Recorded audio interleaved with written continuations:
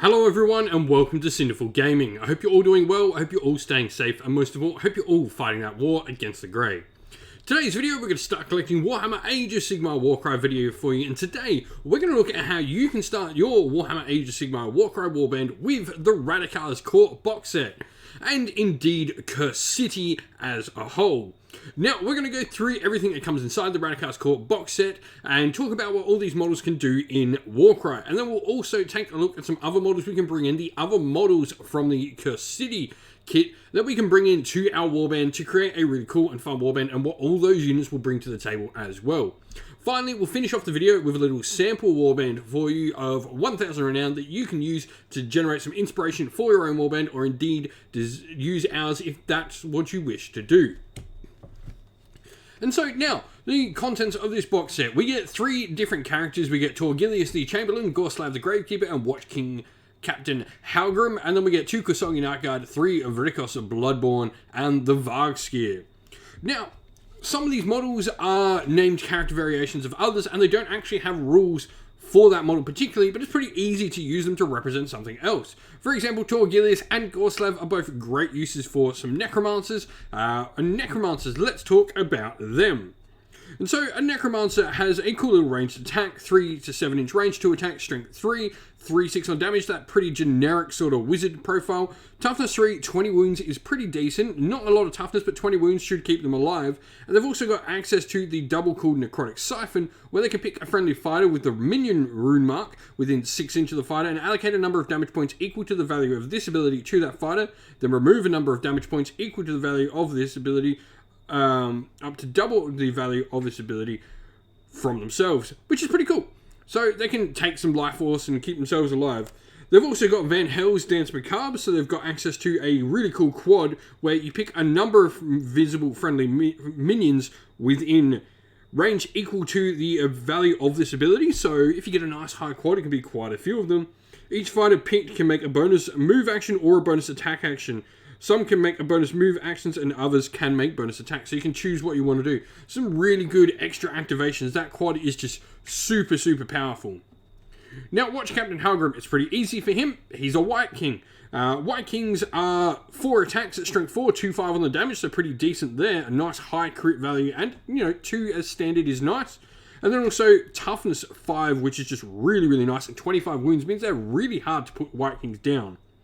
Now, White Kings will also get the Beheading Strike ability, where they add to half the value of this ability, rounding up to the number of damage points allocated by critical hits on their next attack action with a range of 3 or less.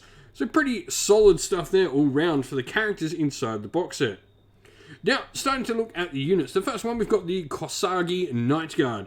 These are absolutely brutal behemoths. Now, they've got no rune marks, they don't have any cool abilities, but you do have a 2 inch range with 2 attacks at strength 5, 2/5 damage, and toughness 4 and 30 wounds. These things hit pretty hard, not a lot of attacks, but they do have quite a few wounds. Now, they don't have the minion rune marks, that means they can't be affected by the Necromancer's Van Hel's Dance Macabre.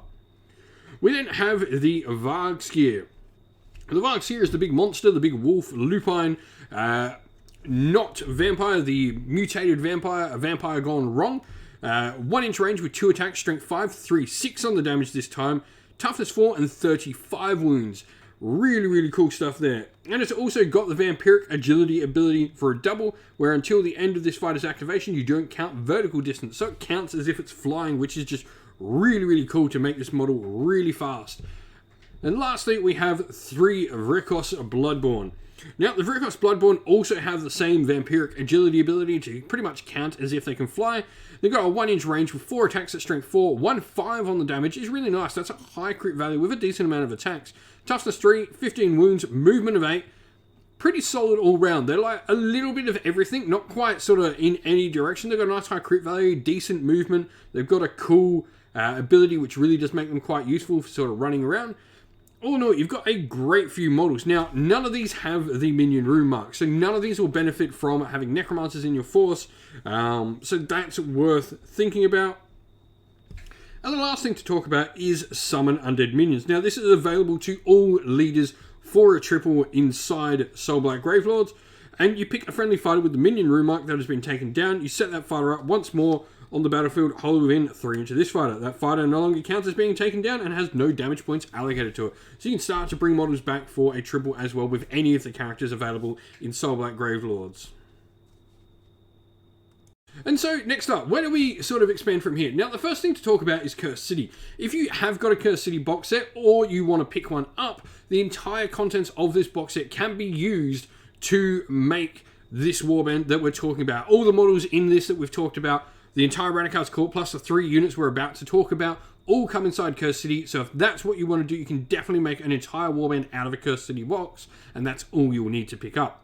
Now, talking about those other units, next we have the Radukar the Wolf model. This obviously is a Vampire Lord, is what we're going to use it as. Now, Vampire Lords are pretty decent with 4 attacks at strength 4, 2/6 on the damage, toughness 5, 25 wounds. They're really tough, they pack out some damage, and they've got access to quite a few different cool abilities.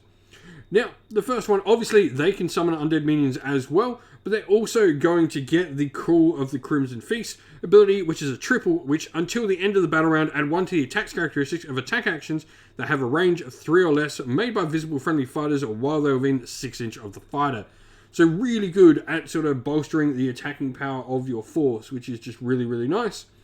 They also can use the triple Thirst for Blood, where a fighter can use this ability only if an enemy fighter has been taken down by an attack action made by this fighter. This activation, you remove a number of damage points equal to allocated to this fighter up to double the value of his ability, so you can heal after killing as well, which is really cool. Just a really solid all-round fighter. Radukar will not disappoint you on the table using him as a Vampire Lord. Now, looking at our 2 other units, the first one we have the Skeleton Warriors with Ancient Spear, and then we've also got the Deadwalker Zombies. Both of these are minions, so you can bring them back with a bunch of your abilities, and also Van Hell's Dance Macabre from the Necromancers will work on them. They've got slightly different. They're both 50 renown, so dirt cheap. Now, you've got toughness 4 on both, but the difference here is you've got 8 wounds on the Skeletons, where you have 10 wounds on the Zombies. Both will put out 2 attacks at strength 3 and a 1/4 damage rating. However, you've got a 2-inch range with the spears and a 1-inch range with the zombies. So it's really up to you on, do you want the range? Do you want the extra couple of wounds? Completely up to you with what you want to do on this. You also have access to Skeleton Warriors with Ancient Blades as well. They've only got a 1/3 on the damage, but they do have 3 attacks instead of 2. So a little bit up to you on what you want to do. I generally think the blades may be the way to go. The extra attack's more likely to get that crit and get that 3 in there, but they're skeletons, they really are just your chaff to throw away. And so lastly, here we have our little sample warband for you. Obviously, Soulblight Gravelords, and we've gone with Vampire Lord for the leader. I just think it's so tough and can pack out a decent amount of damage. It's the perfect leader for the force. If we were going more minions, I would probably take one of the Necromancers, but with taking some of the fighters we have, I definitely think that just going a Vampire Lord is better for a more survivable hero. Now we've taken 1 Vrykos Bloodborne, the Vargskir, and a Korsagi Nightguard in there. The Vargskir and Bloodborne are going to be great at being able to get to our opponent nice and quick. Meanwhile, the Korsagi Nightguard is going to be a great blocking piece, just being able to tie stuff up with its really sort of defensible stats. Backing them up, we're going to have 3 Skeleton Warriors with Ancient Blades and 2 Deadwalker Zombies. These are just going to be our objective grabbers, going around, trying to grab objectives, trying to control places, along with the Vampire Lord, just generally causing our opponent to have to deal with them or take hits from these models. Otherwise, we've got the Vargskir and the Vrykos Bloodborne and the Vampire Lord and Korsagi all there to deal the damage and take most of the hits and be the real big focus of attention.